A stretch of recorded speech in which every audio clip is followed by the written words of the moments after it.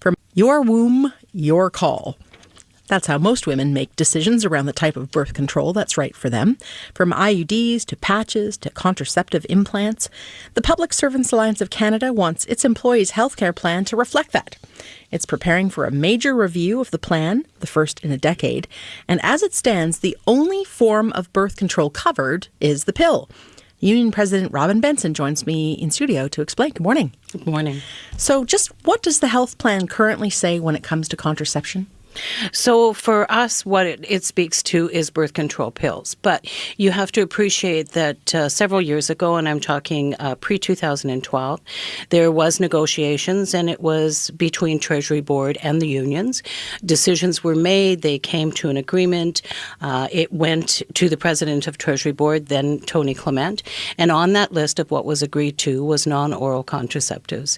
Mr. Clement struck that out, sent it back down. And so, of course, since then, we've been asking ourselves the question, why would you take that off of a list that had already been agreed to? Was there some sort of moral objection? Well, it's not for me to say how the Conservatives were thinking at the time, but what we certainly felt was when the Liberals were elected in 2015, that based on what the Prime Minister had spoken about and talked about in terms of his cabinet and the way he was going to do business with Canadians, we felt in 2015 that it would be very easy. He would, with a stroke of a pen, give that back to us. The feminist Prime Minister. Yes. Okay. Exactly. I want to take a step backwards because so as it stands right now, if I get a prescription for a diaphragm or an IUD and I submit it as a public servant, it's refused. Exactly. Okay. So in practical terms, what does that mean for the women of the public service? They almost all then choose the free option, or? Well, I mean, you take what you can take. So for example, if you could not take the pill and you had to have an IUD, then the plan would pay for it. But women don't necessarily think in that manner because there are some women who don't want to take the pill. There's a number of things that are contained within birth control pills that they may not want to be ingesting into their body, and so there are other ways of birth control that I think that this government should put into the healthcare plan. Okay, but the pill has been in use for more than 50 years. The pill, the oral contraception, yes, still the most popular form of birth control. That's according to Stats Canada. Meanwhile, the rest of the birth control landscape is always changing. And I'm wondering, why shouldn't health plans just stick with the most consistent option? I mean, if you're going to buy horseshoes, why not get horseshoes and not zebra shoes? I mean, why not get the most popular thing? I understand what you're asking me, but, certainly I think that women should be able to make a choice. There are many different types of birth control methods out there now.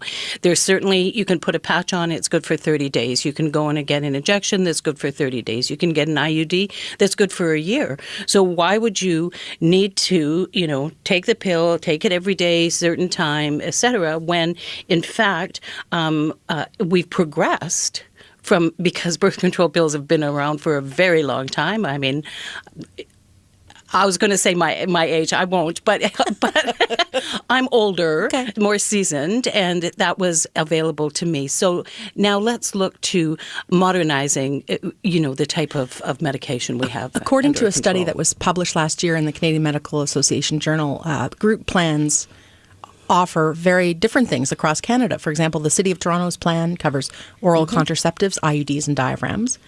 Canada Post's plan doesn't cover diaphragms, but it does cover some IUDs. So make the case that the federal government should have an obligation to cover all forms of birth control.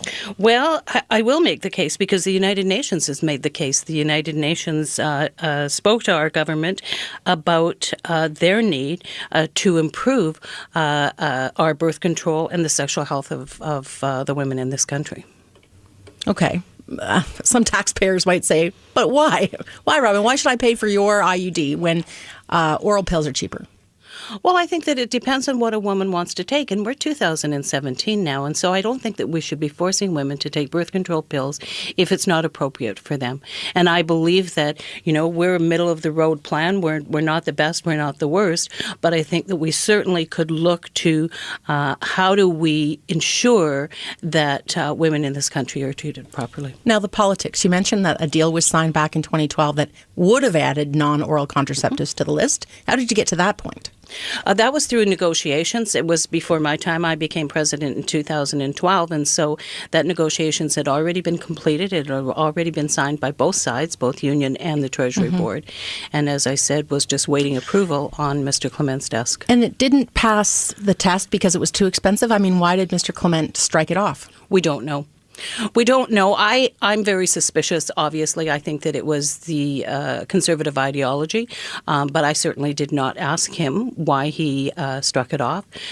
We were just told that it was not going to happen. And since then, I have been pushing and pushing government to put that back on the agenda. If it was a money decision, I'm going to ask you this question. How do you make changes to the plan while also maintaining the benefits? In other words, if something has got to give, what do you give up in order to get IUDs and diaphragms on the list? Okay, so I don't really believe that it's a money issue. I think it was an ideology. But having said that, we are going back into negotiations. We will look at where there can be savings to the plan and how we could reinvest those savings. So, we're certainly looking at what would make the plan equitable to all. A really interesting conversation, Robyn. Thank you very much. Thank you very much.